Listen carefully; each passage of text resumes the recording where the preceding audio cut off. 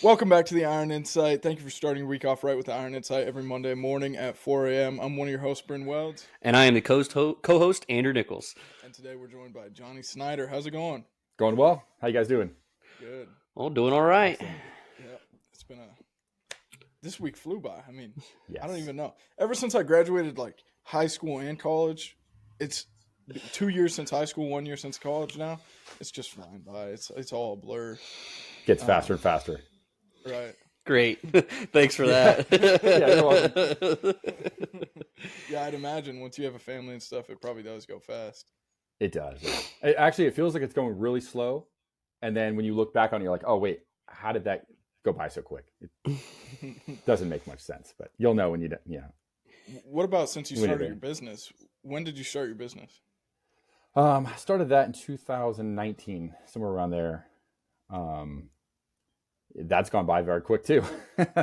Well, I guess Yeah, I should say your welding business. We'll get into yeah, your yeah. other. 2019 is when I went full time. So I started welding in 2016, and then 2019 is when I started welding for myself full time. I got you. And that actually started. I actually was trying to get a job at a weld shop. I've never worked at a weld shop before. I was trying to get a job. Like I went back to school. I got my certifications, and I was trying to apply at like all the places around here in the Pittsburgh area. And a lot of places either wanted like a lot of experience, or they wanted to pay like $10 an hour. And I'm like, well, I don't have experience, so, and I'm not taking $10 an hour. So, long story short, ended up working for myself. Yeah. Yeah. That when I was going through some of your posts, like I saw a really slick stick weld from welding school, and I was like, Oh yeah. man, now that I think about it, I don't think I've seen Johnny stick weld. No, so pretty much in school, I did a little bit of stick welding, like some mobile work and things like that. And then as soon as I started doing my own work, it was all MIG. It was like just, it just was easier. It's faster, cleaner. Yeah. So So, what kind of work were you starting off with when you first started your business? um, pretty much anything Whatever came broken, in. anything. Yeah, anything. It's pretty much the same I'm doing now for the most part. Broken lawn chairs, Absolutely. lawnmower. I don't know, kind of anything they throw at me. But that's what builds your clientele. I mean, over time, Yeah. I'm sure you've gained some repeat customers because of that. Definitely. And actually, I got a couple now that are like probably monthly. I'll pick up like a pallet of parts. I'll bring it back to the shop, weld them all out, and then drop them back off. Hmm. So Gotcha. those are my bread and butter right there. And what's your main way to network, especially when you were starting your business? How'd you get your name out there? Um, Social media, obviously. Instagram was a big one, but I actually went and met a lot of the local businesses. I stopped in, met the owners, gave business cards. I think that was a big start because I got my name out there. They saw that I physically have, I'm capable of driving to their location, or I'm capable of doing the work. Meeting them in person was big. Dropping off business cards at local businesses and things like that was a huge help. Just, meeting people. Was recently you did a pretty large project. It was for I think some apartments. It was the great kind of deal that you would put Oh, yeah. over like window wells. Was that one of the Yeah. biggest projects you worked on full time for Yeah. yourself? Yeah. So physically the biggest. It's only just me in my shop. So they were 10 feet wide, about like 8 feet long. It's all like square tubing and angle, and then the grate on top, like what expanded metal. So I don't even know how I did it, to tell you the truth. Like my shop is so small, I had to like maneuver them around and then lift them.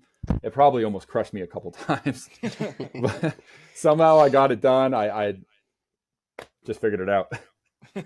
Yeah, Yeah. looking back on it now, I don't know how I actually accomplished it, but Were those powder coated or? no. So they just were raw metal. I asked the customer. I said, "You want me to at least paint them?" Out of all of them, I said I'd paint it for $200. That includes the paint and everything. I just wanted to make sure that they were finished, and I really didn't want to make much money on it. They're like, "Nah, we'll have one of our groundskeeper do it." They're still not painted, so that's all right. It a lot of the time you're doing art. Is the end goal art, metal art? Yeah, I'd say so. Yeah, I'm basically welding and fabricating so I can have time and equipment to be able to make art. Right. Yeah. And Yeah. again, when I was going back through some of your posts over social media, you were doing robots like a long time ago. You've been doing it for Yeah. a long time. So Robots that's has what I always been started your, with. yeah. Yeah, I started out at, like, I'll look through just like a pile of scrap metal, and like to me they just all match together. I'll be like, oh, this is a good head to a robot. Like, oh, this is a good body. It just all kind of connects together. Huh. So And yeah. how many years have you done a Scrap Fest? For those who don't know what Scrap Fest is, Oh yeah, first we yeah, should give them a little rundown on it. yeah. So just to answer your question before I forget, this is my third year that we're going into my third year of Scrap Fest. For those of you who do not know, Scrap Fest is a metal art competition in Old Town Lansing, Michigan, and all of the artists basically 2 months prior to the event they meet. We actually just went through this. We meet at a scrapyard, and we have all the teams have 1 hour to collect all of the material that we're going to need for our sculpture. So you don't know what you're going to get. It's kind of like a first come first serve supermarket sweep. You just all rush in the field with a cart and grabbing what you need for your sculpture. So you may not get what you need too. So you'll have to figure it out how to make pieces work. And then the artists have 1 month to create a sculpture and then drop it back off in Lansing, Michigan. And then they spend a little bit of time photographing and taking some videos of each art piece. And then there's an actual event of Scrap Fest where they block off the street and display all the art pieces. They get judged, and there's a winner and like all that kind of stuff. Yeah, that's So, super cool, and it's a cool guy that runs it too. I was able to meet him because of you in oh yeah, Chicago this year. What's it, Mike? Mike Bass, yeah, Mike Mike and Bass. Heather, Oh, okay. I remember. yeah, How do I forget Bass? Mike Bass music yeah, is what comes to mind because he does music too. Mhm. When I follow him, and he's pretty good. yeah. He does some cool Um, stuff. so last year you collabed with Beeve for what's his name? So his name's Mike Beaver, or on Instagram would be like Bees Fab Lab. Yeah, that's right. Beeve Yeah, Fab so Lab. You that guys was did. What was the name of that one? Merging Frontiers. So it Merging was Frontier. basically back to back, was half robot, half skeleton. I obviously like making the robots, and Mike is really good at making the skeletons. So it was an interesting. I think this was the first. First of all, it's the largest art piece I've ever done, and the only time I've really worked with an artist, like a collaborator, 50-50 on an art piece. Yeah, it was. It So turned out great. thank you. Yeah. Yeah, so, we were both ecstatic about it. Like, that's exactly what we kind of imagined how it would work, and it turned out just like we thought. Yeah, you guys, you got lucky. You got a lot of panels out of what you grabbed. What's some of the what's one of the oddest things that you've found throughout your scrap hunt for Scrap Fest? Oddest. Well, actually, this last Scrap Fest, or a couple weeks ago when we were down there, I found like a disc. It looked like it goes to an old computer, like a floppy disk kind of drive looking thing. It was like buried underneath stuff. It was a purple. I got some stuff posted on my Instagram about it, but basically it was like some sort of memory drive. I got it. I brought it back to the shop. I took it all apart, and there was a spring in there. I'm like, oh, okay, all that work just for a little spring. But that was probably the most random thing I found at the You got a screw scrapyard. too, I think, right? A couple screws came out of it. Yep. Yeah, I saw that Yeah. video. There's just like, they spread out so much stuff at the scrapyard for Scrapfest. I mean, it's literally like just the junkiest stuff you could think of. And then there's also like stainless steel, aluminum, and like, nicer, finer metals to be able to pick from as well. So you kind of have a wide variety of everything. And I try to look for a little bit of both, like the messed up, just junk scrap metal, because you never know what you're going to pull from there. And then also got like some really nice stainless steel sheets that I'm going to be cutting out sometime this week. You've been a big part in getting the name out there for Scrap Fest. I mean, like, I think you were the one, probably the main reason that Well.com came out there last year and did a whole video on it. And then, I mean, because otherwise without you, I wouldn't know what it is. Andrew wouldn't know what it is. I mean, a lot of us. Yeah, it's very small. Like, it really started out as a handful of artists just doing it in their local area. And then the year before I did it, the furthest one was Chicago. And then the following year, when I first started, I was the furthest in Pittsburgh. And then the year after that was the furthest was Texas. So this year, I have no idea what the furthest drive is. I'm not sure, but it definitely is branching out, and I think having the opportunity to make some videos about it and post it to the Edge YouTube channel, that really helped kind of get it out to a lot more people than my reach, and then have more people see it and kind of say, oh, what's this? Metal art competition. There's not a lot of those around. Not like this. Yeah. Yeah. I wish we had something like that local here. Yeah. That'd be I think fun. every city, or at least every state, should have something like this. Like it's cool. It's community building. I mean, if we're willing to travel from Pittsburgh to Lansing and Texas to Lansing and, Chicago, then I don't see why every state can do it. Yeah. And especially here Get on it. in Grand Island, Nebraska, we have a sculpture walk downtown. They call it Railside is what they call downtown. And there's sculptures all over. People can enter, and then while they're up for 1 year, it's every year they get changed out. And while they're up for that year, they kind of market the selling of it for the artist. So I wonder if they're already almost doing it. that. Yeah. It's already almost there, just minus the competition part, and like how you get the material. And that's kind of where it becomes really tricky. Is there are a lot of good artists out there, but if you're only allowed to use what you get from the scrapyard, you can only make so much stuff with it. So it's a huge challenge. And every year that I do this, I learn how to manipulate metal into making it do what you want it to do versus just buying something already kind of made. Right. Yeah. Yeah. I mean, it's crazy. And speaking of Edge and the hat you're wearing. Yeah. Gotta rip it. When did you get on the Edge Army for Edge Welding Cups? So that was a couple years ago. I forget the exact time, but yeah, it's been a couple years. Pretty cool. Like that's always awesome, getting on a team like that. Yeah, it's kind of like, it's really family oriented. Like it just feels homey. Yeah. Just the group. They're so understanding, Stacia and Eric. Mm-hmm. Were you using their products before? Yeah. So I used their cups before, not a ton before that. I don't do like, it's mostly MIG welding, and then TIG welding is like secondary. Right. A lot of the stuff that I weld is dirty and old oxidized aluminum and stuff like that. So, but yeah, prior to that, I actually went down there before getting on the Edge Army. I went down to North Carolina and I met them. I did like a tour of the warehouse and stuff like that. So it was cool meeting them, hanging out, doing that kind of stuff, using their product, chatting with them, plus just tagging them a ton, Yeah.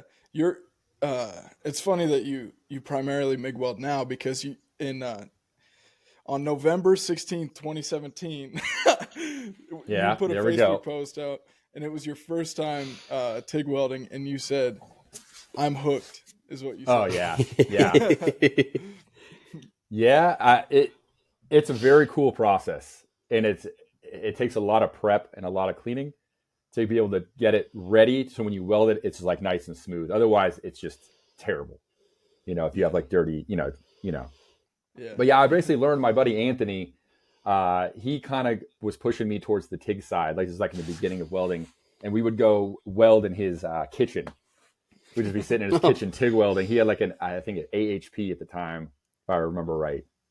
And we would just be TIG welding on his kitchen table. Probably ruined his table, but that's all right. AHP is owned by the same owner of Everlast. I don't know if you knew Yeah. that. I want to say that I knew that, or at least I noticed some similarities with some things. Yeah. Are they still around? Yeah. Oh yeah. Yeah, they sell. In my opinion, I think that AHP gets the designs of previous Everlast designs and marks down. So I think that's how that kind of works. Kind of work together a little bit, yeah. Yeah. So we talked about Edge a little bit. When did Uniweld come about? That came about late last year. I have met Frankie, who is like kind of the front man for Uniweld, like on their social media. He manages all their social media stuff. I met him at FabTech like 2 years in a row, and used some of their products and got to know him pretty well, like messaging. If I had questions about a product, then I would just message him directly, like, hey, how am I using this wrong, or what's wrong with this? So we got to know each other, and I guess when they were starting a team, they decided to, reach out to a couple people, and I just happened to be one of them. So pretty cool getting on their team and Yeah, you got to go down there and see their warehouse and plant and stuff. Yeah, now What that was is that an like? operation. That giant warehouse, it is all made, or most of their stuff is made there. I'm sure there's some stuff not, but when you see all like the little sections of each person making each part or installing a part, it's crazy. Like it's Hmm. tons of people, tons of parts. They're testing torch tips, they're testing everything. Like it's a wild operation what they have going on down there. So definitely I, made in USA, and I can attest to that.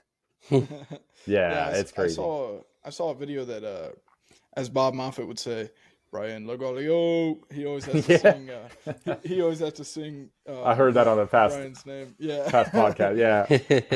There was a podcast he was on. It was Jason Becker's Art Junkies podcast from like 2019 or something, a while ago, and even then he said Brian Logalio. He sung it, Can't help and it.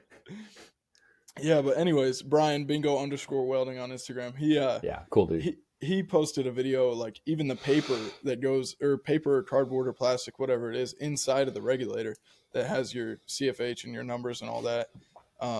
He even had that it was made there in Florida, and like a video of them installing it and stuff.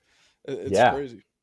Like when you think of all the stuff that they make there, I mean, they literally have a printing department where they're screen printing those, like those aluminum plates or whatever they're made on.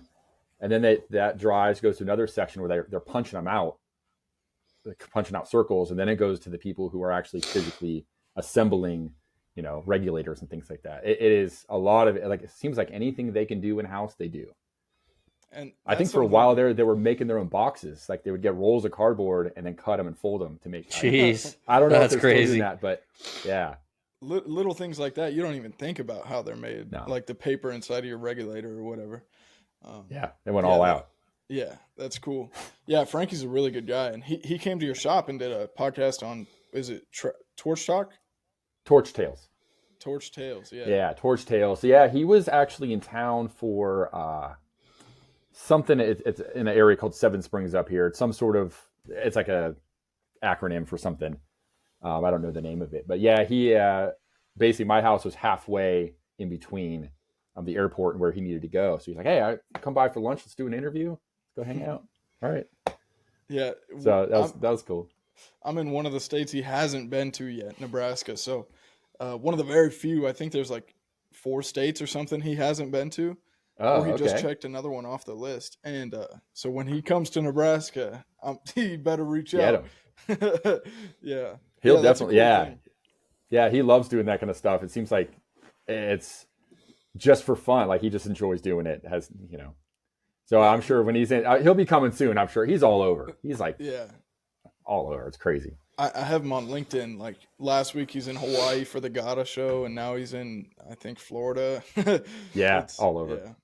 He Yeah. travels a ton. Yeah. So good yeah, guy. that's been a fun experience working with them. All around, like the whole company of Uniweld, Frankie, Torch Tales, all of that, similar to Edge, like similar concept. It's like family kind of oriented, like real tight knit. Happy to be part of it all, and even in a little way, just kind of be involved in it. Right, and they've got a cool Fab Tech booth. Like last year, they had the putting competition. Man, I could not win that, but I didn't even get close.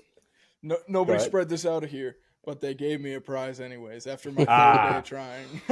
They give you like, here's a tip cleaner, dude. Like, get out of here, kid. Just get the heck out of our booth, please. Go practice some golf somewhere else.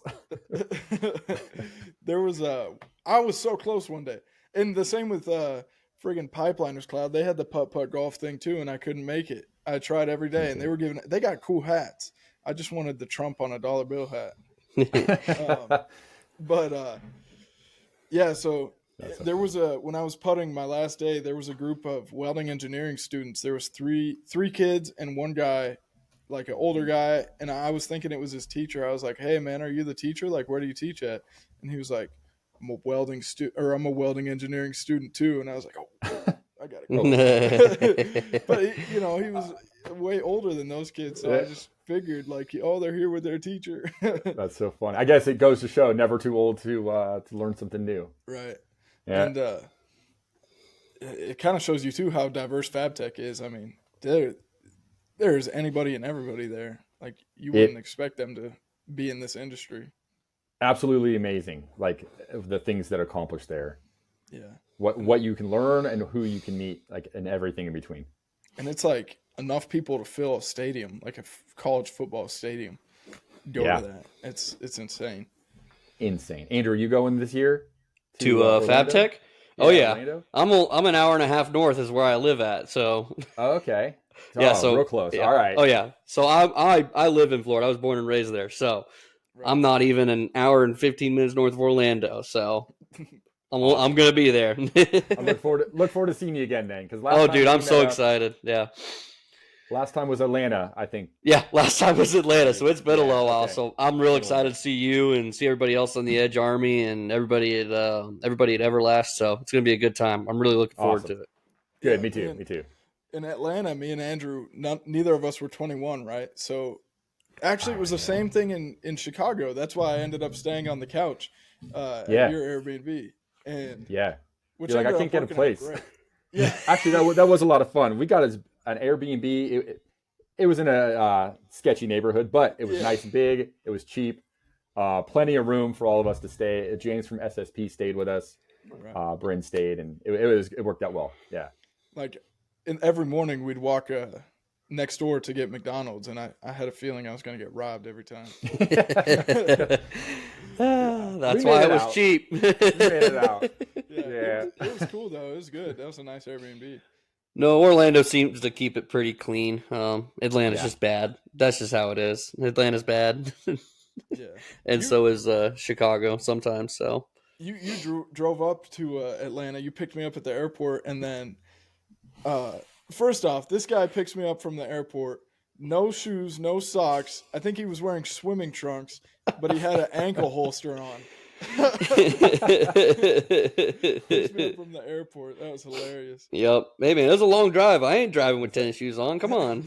We wear flip flops around here. You didn't even have flip flops on. They were under the seat. We don't wear them while we drive. Yeah. Come on, Bryn. They're there. Oh, They're just there. If I get pulled over, I can pull the flip flops out and do my thing. Yeah, that was funny. And back to what I was saying is neither me or Andrew were 21, so I'm calling I probably called every hotel in the city 3 times. And man, of course the only one that would take anybody under 21 was like the most expensive one. It was like Oh, $450 a night or something. Yep. And dang. we stayed there. Yeah, and we stayed there for a while, but it was a nice hotel. We walked in and we looked like I don't even know. We were out of place. Yeah, Out of we were place. definitely out of place. It was cool though. They had a Chick-fil-A and a shopping mall on the second floor. Oh It wow. was, it was crazy. But FabTech Chicago, I was doing the same thing, and then I did end up finding one, but it was also expensive, and I didn't have Andrew to split it with, so that's why I stayed on the couch. And then you guys left one day before me, so I stayed at that hotel. It was like a boutique hotel in the city, and I I was so done with FabTech. I stayed in there for I think like 30 hours. Didn't leave. Done. Yeah, You need some time to like recoup. Right. I door dashed food to my hotel room, like Sweet. and I just sat looking out the window the entire time. Just burn out. Yeah, FabTech does that to you, and your feet too. You got to wear Oh, yeah. comfortable shoes. Especially like when we're going, because we go nonstop. We're at the Edge booth, the Everlast booth, and we're like just like go. I feel like we don't stop, and then walking around, and then after parties, and then hanging out afterwards. After the after parties, it's like a 16-hour day or something. Oh yeah, longer. A little bit of sleep in there. Yeah, we were going to bed late, waking up really early too. Yeah. Oh yeah, that's part of it. Yeah. That was a cool Airbnb though, and it really helped that true. we had James to drive us around as well. That was a big help. Yeah, and then we would all cram in there. I remember that. But yeah, it was definitely nice. Good times. So now though, you've got Edge. You're on the Edge Army. You've got Uniweld. Yep. Now Team ESOB. Yeah. So that Big is congratulations, man. Big you. congratulations. You've been putting in work forever, networking and promoting their products free for a while, but that's how it goes, Yeah. Yeah. So they were when I first started welding, I used like old machines just to get going where I needed to go, and then as I started my business, I realized that I needed machines that were reliable. So I'm reliable, and then I need machines that are reliable for my customers. Like that was an important part. I needed basically I needed to buy brand new machines because I wanted warranties and I wanted to make sure it would work. So I don't have a ton of money, so obviously my research was like really in depth on what I wanted to buy.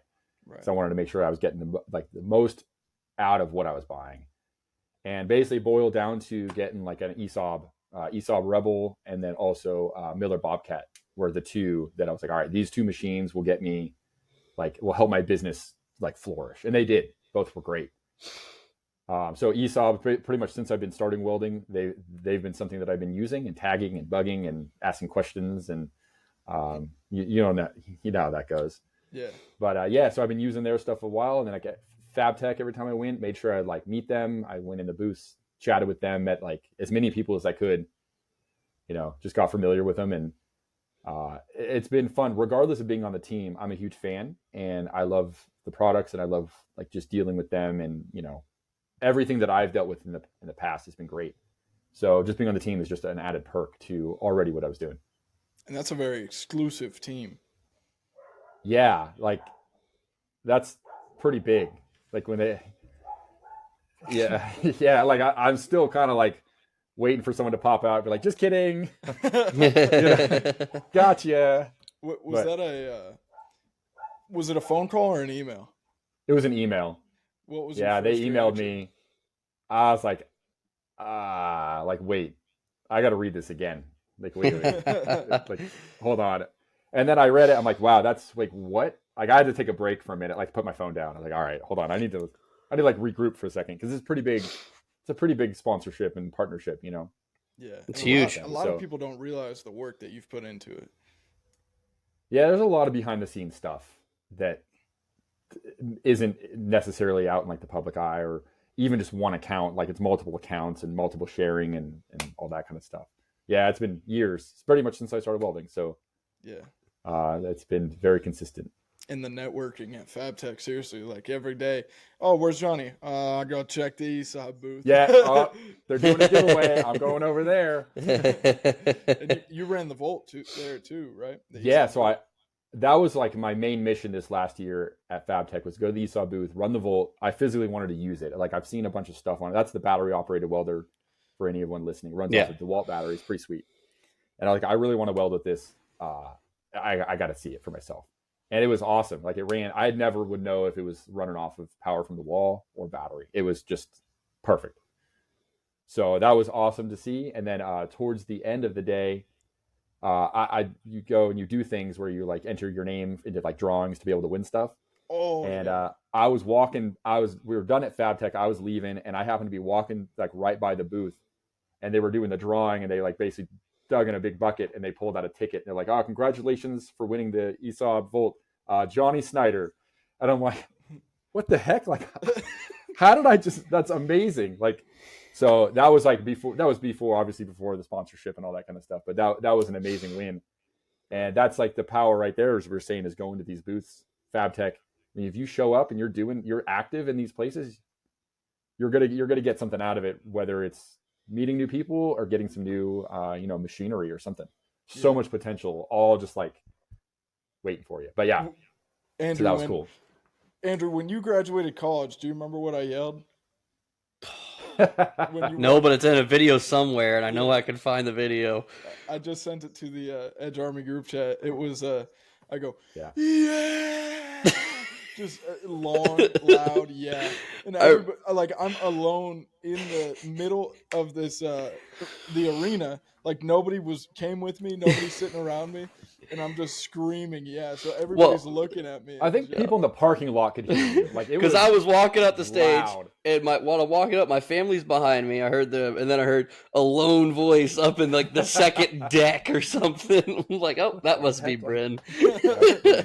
So that's the same that I did when Johnny won the the East Bowl. Like, very Everybody's like, distinct. dude, shut up. Whoa. I think the entire Fab Tech heard you. Like, heck yeah, I want to hear more of that. Yeah, every Fab Tech, I want to hear that. It's so funny because Jonny was recording the announcement of the giveaway, and then he ended up winning it. So it's like, no, It's like, he can't turn the camera on himself or nothing. That's so funny. Yeah, and then in the video you can hear the Solid. Very distinct. Yeah, everybody went wild there though. That was huge. Oh yeah, that was a big one. Everybody turned to you like, dude, it was perfect. I was like, wait, what the heck? Yeah, no way. Yeah, we were. Yeah, no way. You. So Jonny, what drove your move from California to old Pennsylvania? What made you want to do that? That's a great question. I get asked that very often here. Everyone thinks I'm crazy for moving from California to Pittsburgh. I don't think you're crazy for leaving California, but so at the time I was getting married. I lived in California. I was getting married. I know I wanted to have kids down the line and all that kind of stuff. And my wife and I, it was just too expensive to live there, like the way we wanted to live. You know, apartments were super expensive. We wanted to buy a house, and at the time, just way too expensive, like 11, 12 years ago.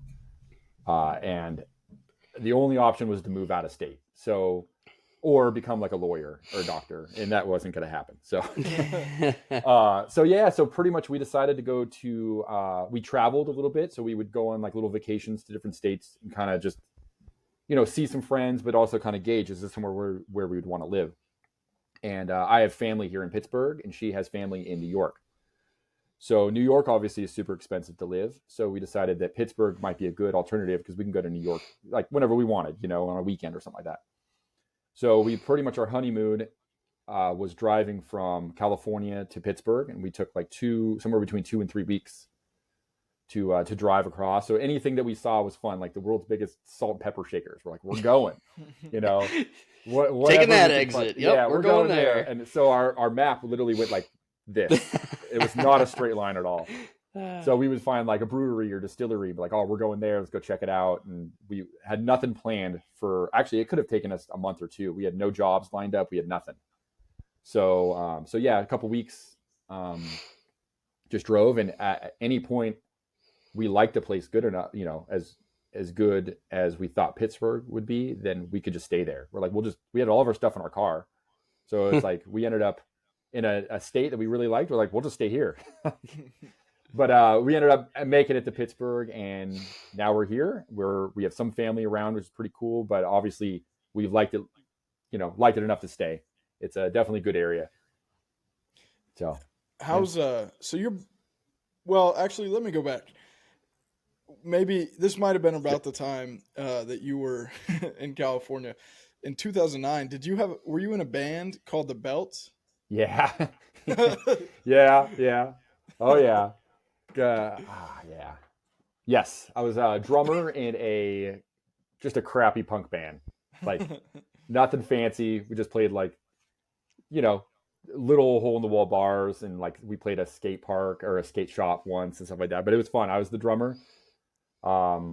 We just had a lot of fun. Actually, we had more fun practicing than we ever did playing. I mean, playing was fun, but practicing was like the best. Right, because you built 2 rooms, right? Yeah. Yeah. Yeah, you're digging. Yeah. You're digging through some stuff to get to that. Yeah, so we at the time, let me think for a second. At the time, I had I co-owned a screen printing shop. So my brother and I co-owned a screen printing shop. We were printing merch for a lot of bands, like a lot of local bands. We did a lot of their merch. Like it was pretty cool. The biggest band that I remember printing was a band called Fuel, which is on the radio and stuff like that. If you know the band, we'll look them up. So we were printing for them, and like a ton of punk bands and indie bands and hardcore bands and all that. We that was our like bread and butter. But at the same time, we had a 2,000 square foot warehouse, and we decided to build a room. So I built like a 10 by 10 room.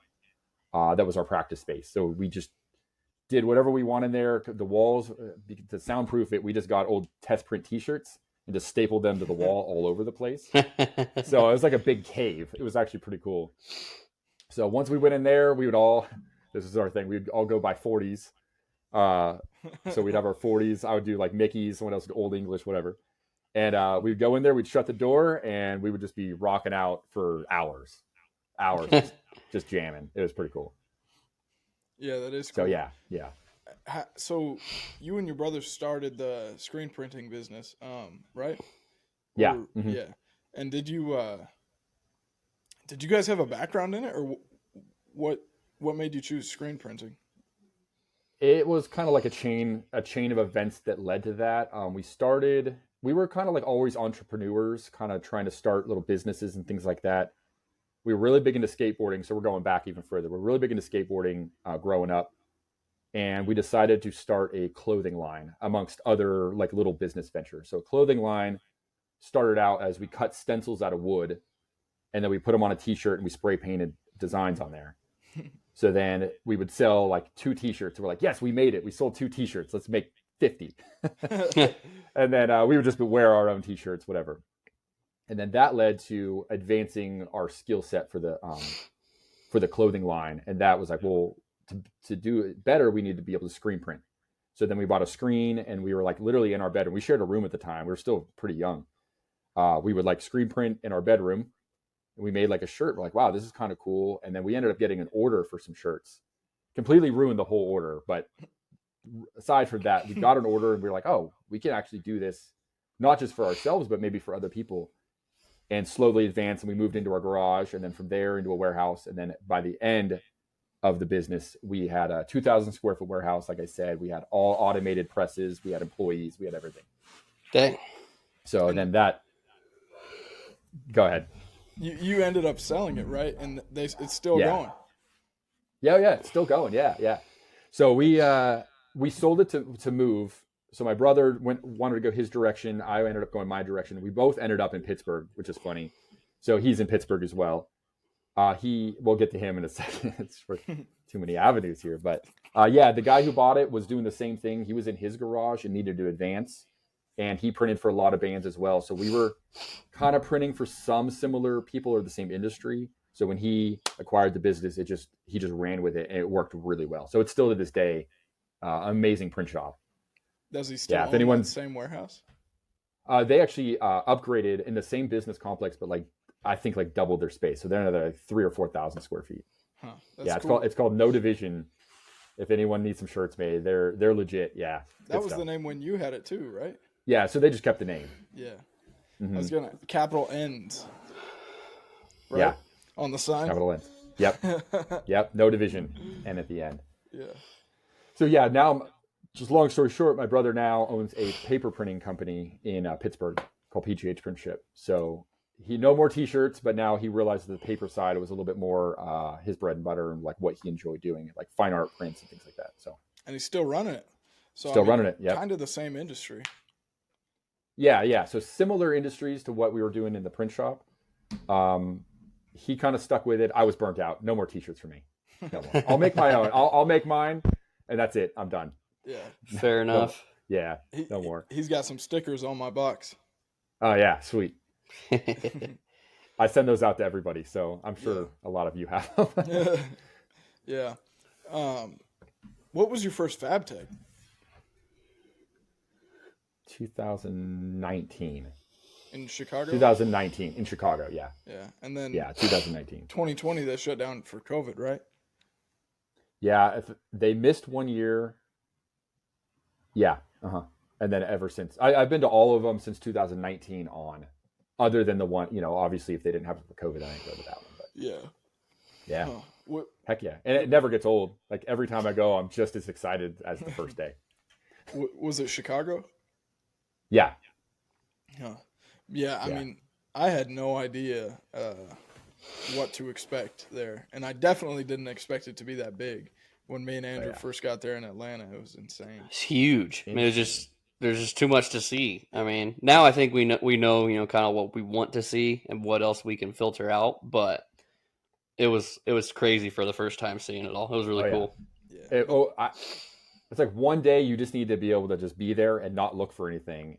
Get your bearings on everything, and then the next day actually pay attention to what you're doing. Yeah.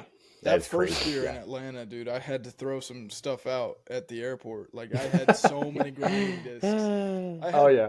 I still have grinding discs from 2 years ago from Atlanta FabTech. Oh yeah, Oh yeah. It was insane. And then Pearl you can sent almost me, stock up for the year. yeah. Like it's crazy. Well, Yeah. Pearl Abrasive sent me 10 chop saw discs. And Wow. You gave me some, dude. Yeah. I still haven't used them all. yeah.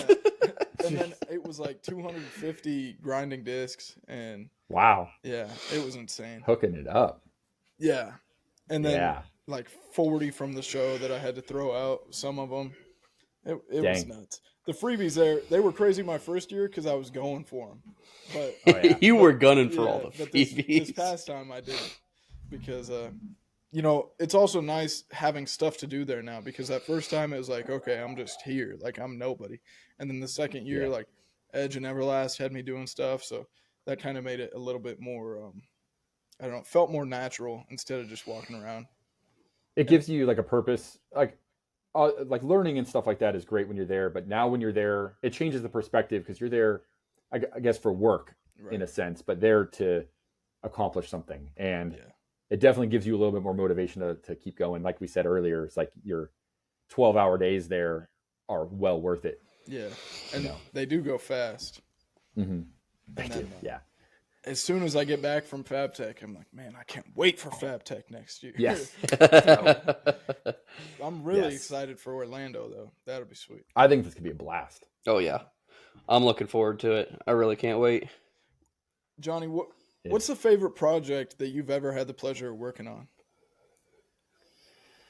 That's a good question.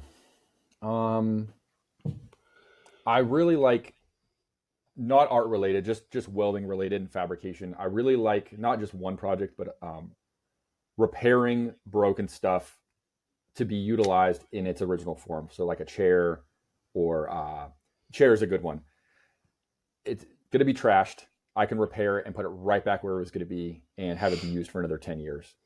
So that is like a super rewarding process. Is just to like save a landfill, kind of save it from, having to buy more. It helps the customer and it gives me some work to do. Those are always like my favorite jobs that come through. That's actually a really good point. I mean, I've never really thought of that. I welded. So my girlfriend's sister is a teacher, as an elementary teacher, right? And she's got all these little stools, but the same part on every one was cracked.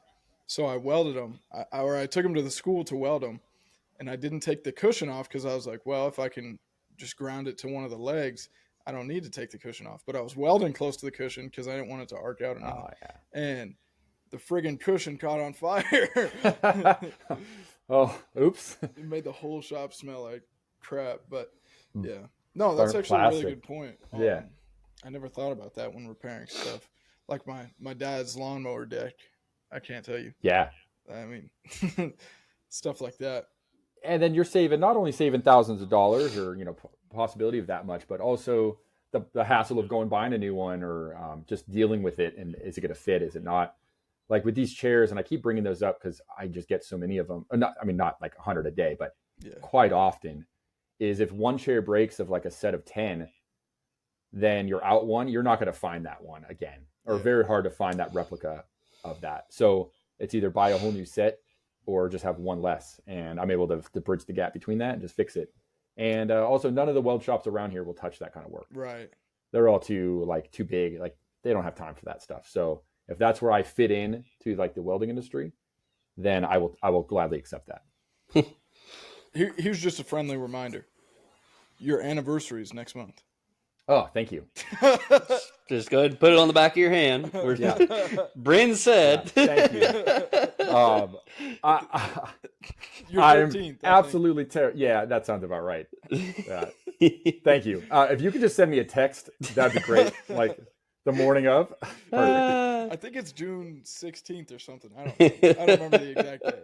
But Let's just stop right there because I'm going to get in trouble if my wife watches this. And any further.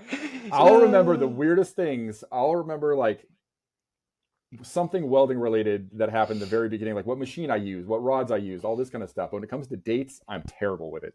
Mm-hmm. Same. Terrible. Yep. So Johnny, I mean, you're a pretty do-it-yourself guy, and it seems that you used to do your own beer back in 2012. Yeah. So what's the closest it tastes to? Is it like a PBR or a Coors Light, or what were we trying to make? Going for the beer, huh? All right. I got to dig in the archives for a second. Hold on. All right. Yeah. So my buddy and I started brewing beer. Just we enjoy drinking it. Why not make your own? Absolutely. We liked really, really hoppy beer, like Okay. as hoppy as you can get it. So we decided to make our own. Like, why not? So it was kind of like a double IPA, like real thick, real hoppy. And got to the point where I grew hops in my yard, and we were. Oh my god! We had this giant hop plant because they take off like a weed, like they just go nuts.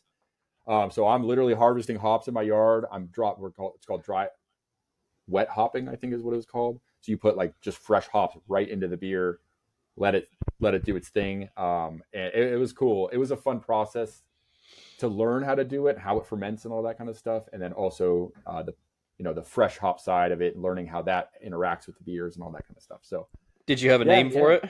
Yeah, it's called Fresh Powder Brewing, is what we were thinking, and we were actually we liked it enough that we were contemplating on doing it part-time, full-time. That was before Welding. At that time, I was working for Coca-Cola, I was working in like their warehouse and stuff like that. So, it was cool. It's fun. That's fun. Pretty cool. Yeah, it was a cool process. A lot of learning, like just a whole new process of learning how to do things. You know a lot about some random stuff, dude. Yes. He grew his own hops in his backyard, dude. Yeah. That is ultimate. That is really cool. I'd just crack a beer open, and then I would just literally, pour in a glass. I'll go out, grab like a handful of hops, and just drop them straight in, and just like enjoy it. It was great. Yeah, it was a fun experience. That's super cool.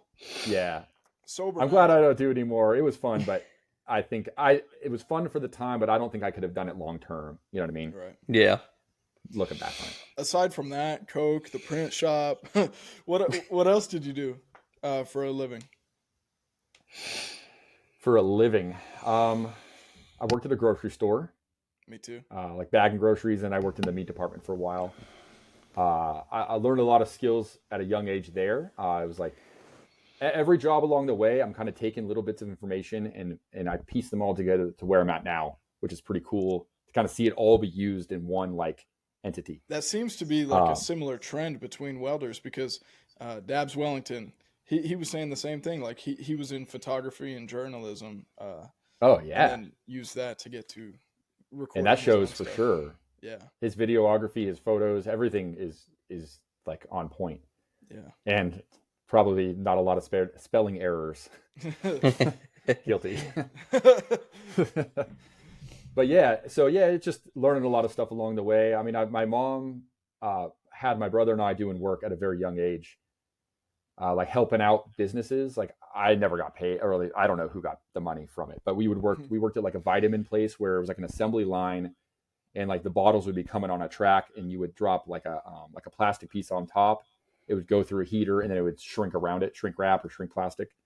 And so we would like at a young age doing those, working like a little assembly line. I think it was more for like job experience and just kind of get out of the house and kind of learn something new. I'm not sure exactly why we ended up doing it, but then I worked for an exterminator for a little bit of time, also at a young age, just more to like just learn. Yeah. So yeah, we were always learning something new. Yeah. And it just continued. For every job you accept, how many would you say you turned down? Welding, right? Yeah.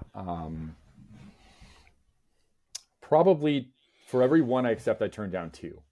Really? Yeah. Okay. Out of capacity or? A combination of things, either it's just out of my realm. I know what I'm good at and I know what I'm not. And if it's something that I know someone could do better around the area, I will refer them to them. Do you have a lot of referrals as well from other shops? I get a couple here and there from other shops and other welders around here. I feel like I'm giving out more than I'm receiving, but I do a lot of like Google, not advertising, but just my Google page is really good. My social media presence is higher than a lot of people around here. Right. So if like you search like for a welder in my area, I'm going to come up, if not first, really close to the top. and chances are they'll just call me first. And then I kind of utilize that to be able to pick through the jobs that I want. So if the job I like, I'll take it. And if it's something that either I don't want or someone else can do better, then I have a list of numbers and a list of people that I'm like, oh, they are really good at this. I'll just give them their number and just direct them to them. Yeah. So yeah, I'd say 1 out of 3 that I actually take. And do you think word of mouth, business cards, what do you think is your most popular kind of advertising or marketing that has gotten you the most jobs? Well, they're all important. I'm going to throw that out there. They're all important in some way. Every little area is a little bit different on who's going to be better or which could be better. But Google is, I think, my number 1. Really? Like just straight up Google. Yeah, because especially when you need something repaired, like you don't have time to be kind of like finding out where a welder is. You just go on, I need a welder. I need one right now. And what's going to come up? And so how do you get your company to the top of that search? Other than just getting good reviews and having the correct information on there is key. I gotcha. Like, the right phone number, as much information as you can put on there that is correct, and updating it often, at least once a month, updating something on there. I gotcha. Because you'll go to a page, you'll go to like a restaurant, like last update 3 years ago, and you're like, 3 years ago, like, are they even active? Like, what's going on? Yeah. So if you saw one that was updated, 5 days ago, you might be a little bit more open to choosing that just because they're a little bit more active on there. Right. So, well, we got about an hour of good footage. Here's something I ask every guest. What's your favorite genre of music to listen to while you work or weld? It's a very good question. It is all over the place. It's a little bit of everything. I feel like punk is a good one. Just gets you going, gets you moving. A lot of like hip hop and rap I'll throw in there, and I throw them all together. So it's not just like all punk or all like hip hop, but they'll just be mixed one then the other. And then, yeah, some rock, but mostly like punk and hip hop. I'm going to say are my top two. For everybody listening, Jonny actually has a playlist on Spotify with people, welders in bands or welders that are musical artists as well. And we'll put that in the show notes. Go listen to that. Yeah. Thank you so much for coming on, Jonny. We really appreciate it. Everybody listening, thank you for starting your week off right with the Iron Insight every Monday morning at 4 a.m. Everlast link in the show notes for the upgraded Nova Torch and pedal package. Free of additional charge worth $100 value. And Edge Welding Cups code BrynWelds15 and the link in the show notes will get you 15% off. I've been Bryn Welds. And I am Andrew Nichols with Southern Leather Works. Go over to southernleatherworks.net to get all custom welding hoods and leather products. Mr. Jonny, thank you for coming on. We really appreciate you taking the time to do this, and we look forward to talking to you again. Sounds good. Thank you guys for having me.